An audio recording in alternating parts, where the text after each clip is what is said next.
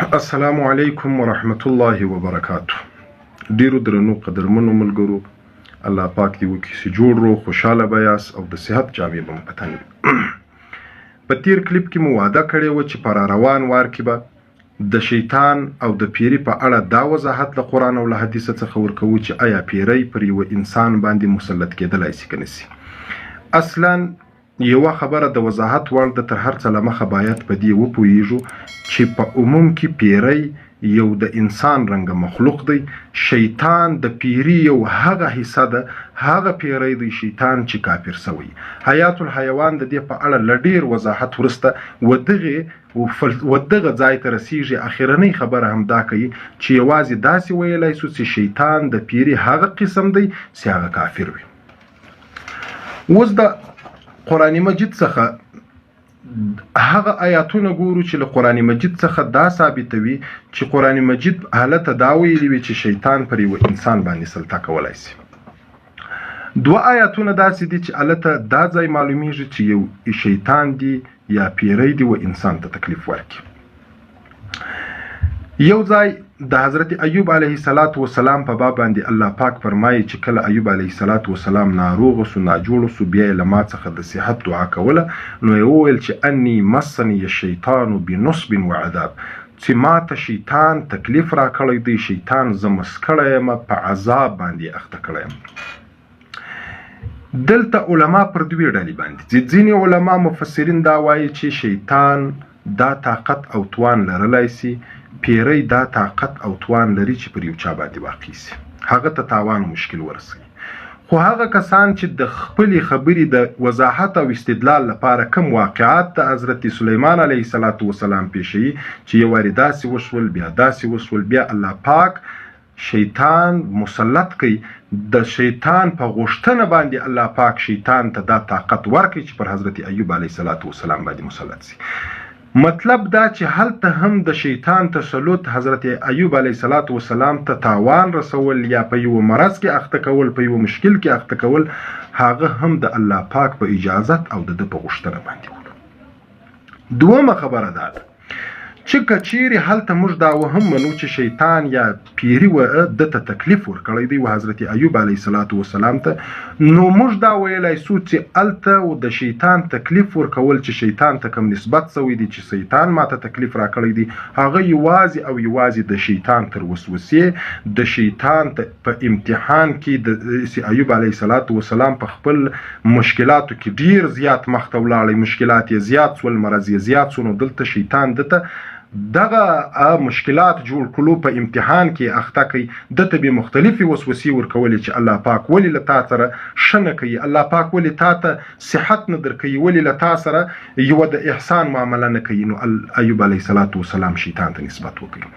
دومه خبره چې دلته حضرت ایوب علیه السلام شیطان ته نسبت کړی دی، دوهم قسم مفسرین علما کرام دا وایي چې امکان هم نه لري چې شیطان د طاقت او توان، یو پیری د طاقت او توان ولري پر انسان باندې د واقع کېدلو.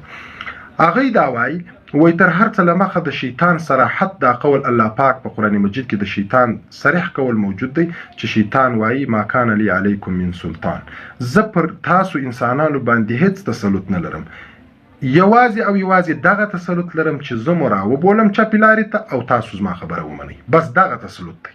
نور زه پر تاسې هیڅ سلطه د عذاب یا د مشکل جوړولو هیڅ سلطه نه لرم. له دغه علما کرام پر دغه خبره باندې اولنی دلیل دا وایي چې ډیر صریح دلیل دی په دې باب. دوهم هغه دلیل دا وایي که چیرې یو شیطان پر انسان باندې د واقع کېدلو یا تسلط لرلو طاقت ولري، نو خو باید هر هغه انسان چې د شیطان په مخالفت کې روان دی، په نیکو اعمالو پسې ځي، پر نیکه لار روان دی، دې ته شیطان باید تر خپله توان او طاقت هر مشکل متوجه کړي. اوس ځینې کسان دا وایي چې پیری نیول دا خو نو موږ انسان وږغیږي او هغه دا وایي چې ماته پیریان راځي یا فلان راځي، پر دې به وروسته وغږېږو چې آیا دا پیری واقعیت و د انسان ته راځي که نه راځي. خو قرآن مجید د دغه ایوب علیه السلام په باب چې دومره خبره کړې ده، دا یوازې وسوسه بللی سو، ځکه د شیطان صریح قول موجود دی چې زه پر انسانانو باندې هیڅ سلطنه لرم، یوازې وسوسه ورکولی سم او ګمراه کولی سم. دوهم ځای آیت الله پاک په قرآن مجید کې فرمایي الذين يأكلون الربا يقومون كما يقوم الذين يتخبطه الشيطان. هغه خلق چې سود خوري دغسې ولاړیږي لکه هغه څوک چې ولاړیږي چې شیطان سلطه ور باندې کړي. له دې څخه صراحتا دا خبره معلومیږي چې شیطان نیول، دا شیطان چې پیری نیول چې دا زموږ په ټولنه کې څنګه متصور سوي دي یا موږ څنګه پیژندلی دي چې پورته غورځي په انسانانو یې نیولی د برداشت او د کنټرول نه وي، دغه کس چې څنګه ولاړیږي، څنګه د رفتار وي په دغه حالت کې چې د شیطان نیولی، هغه د سود خوړونکی به هم پر دغه ډول باندې وي. دغه آیت په دې کې صراحت کوي چې نو شیطان هم پر یو انسان باندې سلطه لرلی شي. تر هر څه له مخه باید د دغه آیت و وضاحت ته راسو. د دې آیت وضاحت باید له حدیث شریف څخه وکړو. حدیث شریف کې نسائی روایت کړی دی چې د الله رسول صلی الله علیه وسلم وفرمایل الله پاک د فلان څخه پناه غواړم، د فلان څخه پناه غواړم، په اخر کې وایي ان يتخبط او پناه غواړم ان يتخبطني الشیطان عند الموت، چې شیطان ما مسکی، ما په خپل واک کې راولي په وخت د مرګ. معلومه خبره ده دغه حدیث شریف دا وایي چې د شیطان پر چا باندې تسلط او واقع کېدل دا یوازې په دې صورت کېدلی شي چې دته وسوسه ور واچوي، دی و غلطې لارې ته راوبولي، و دته بد څه ور وښیي. د مرګ په وخت کې د شیطان د مسلط کېدلو بل هیڅ مفهوم نسو اخیستی، یوازې دغه مفهوم یې اخیستلی چې د شیطان مسلط کېدلو مطلب دا دی چې تا ته وسوسه درکړي، تا ته غلط فکر درکړي، تا له ښه وینا څخه په وخت د مرګ کې راوګرځوي. نو دغه آیت مطلب به بیا څه سي په سود خوړونکي به داسې ولاړیږي لکه څنګه چې یو څوک پیری نیولی وي. د دې د ولاړېدلو مطلب به د دې به مطلب څه وي؟ د دې دپاره اسانه یوه خبره درته کول غواړم چې په عموما په قرآن او په حدیث کې، په قرآن مجید او په حدیث کې هر هغه څه چې هغه د هغه وخت موافق لا علاج ناجوړي بللی سو چې ناعلاجه به وله هغه ته دوی د شیطان نسبت کوي. یوازینی ناجوړي چې هغه د دماغ ناجوړي ده، د دماغ کمزوري کېدل دی، هغه ته قرآن مجید نسبت د شیطان د نیولو کړی دی. وجه دا ده تفسیرو لیکلی دي چې په هغه وخت کې دغه بیماري چې به چا درلوده، دغه مشکل چې به د کم چاولو چې هغه باندې به د دماغ جټکا راتلله، د عقل به یې د ځانه کار علاقی، دا ناجوړي دوی د شیطان تسلط بلی چې پر دغه سړي باندې شیطان کښېنستلی دی یا پیری ور باندې ناست دی. ځکه نو قرآن مجید چې و دوی ته څه وایي هغه د دوی د اصطلاح موافق ورته وایي. وایي هغه کسان چې سود خوري دا به داسې ولاړیږي لکه تاسې چې هغه پیری نیونکی انسان چې اتی وایي چې دغه سړی پیری نیولی دی په کم بد حالت کې دوی به هم داسې وي. د دوی د کتلو دپاره د ښه سرخلاصېدلو دپاره زه یوه خبر کولی سم. په قرآن مجید کې الله پاک د جنتونو مثال موږ ته په باغو باندې راکوي. الان کې باغ یو عادي خبره ده، باغ به وي اوبه به وي، باغ او اوبه یو عادي خبره ده. ولې الله پاک موږ ته په دې باندې مثال راکوي؟ ځکه په دې شی باندې الله پاک موږ ته مثال راکوي چې زموږ د فکر او د عقل موافق الله پاک را روان دی. الله پاک موږ ته وایي ستوی د پاره په هغه وخت کې چې قرآن نازلیږي چې ستوی د پاره باغ، ستوی د پاره په باغ کې رڼې اوبه، دا چونکې یو غټ نعمت تاسې بولئ، یو ډېر د اسرحت شی بولئ، دا به هلته په جنت کې موجود وي. که چیرې د اوس زمانې موافق آیاتونه راځي، د اوس زمانې موافق د اوس زمانې خلکو ته به دا وایي چې فلان قسم موټر به وي، داسې جهازونه به درته ولاړ وي او فلان رنګه محلونه او بلډینګونه به مو جوړ کړي وي. ځکه دلته چې الله پاک د شیطان نسبت کړی دی چې دغه کس شیطان نیولی دی یا پیری و شیطان سلطه ور باندې کړی ده، دا د دوی د دماغ موافق، د دوی د وینا موافق دا ویلي الله پاک. له دغه حدیث شریف څخه تر ټولو ښه صراحت پیدا کېږي د نسائی روایت دی چې د الله رسول صلی الله علیه وسلم وایي اسې نه چې د مرګ په وخت کې شیطان را باندې مسلط شي. د شیطان د مسلطېدلو مطلب دا دی چې وسوسه رانه کي، غلطي خواته مې بونځي. نو د شیطان وهم او وسوسه در اچول یوازې کېدلی شي تا په مشکل کې، په مرض اچولو کې دا بالکل نشي کېدلی. که څه هم دلته وضاحت باید ډیر وسی، تفصيلات باید ډیر وړاندې شي، خو زه مختصرا دغونه وایم.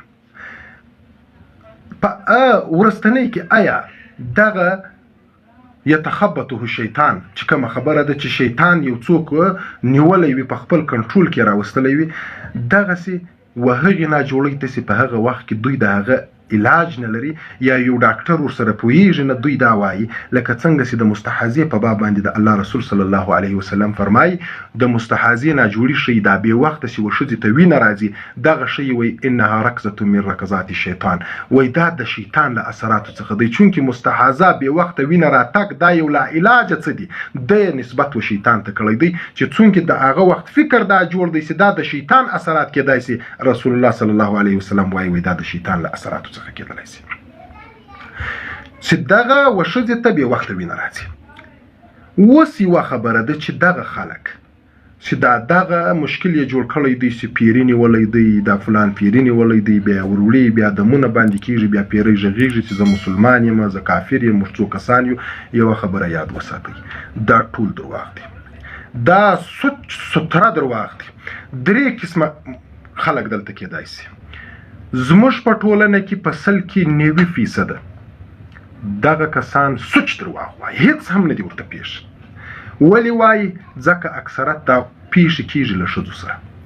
هغه ښځې چې هغه نوي کورونو ته راوت سوي، دا مشکلات ولري، له هغو سره پرته له دې چې پیری یې ونیسي، پیری مختلفې خبرې د دې پر خوله باندې دا وغږېږي چې ګویا پیری غږېږي، بې له دې څخه بله هېڅ یوه لاره نه لري د خلاصېدلو.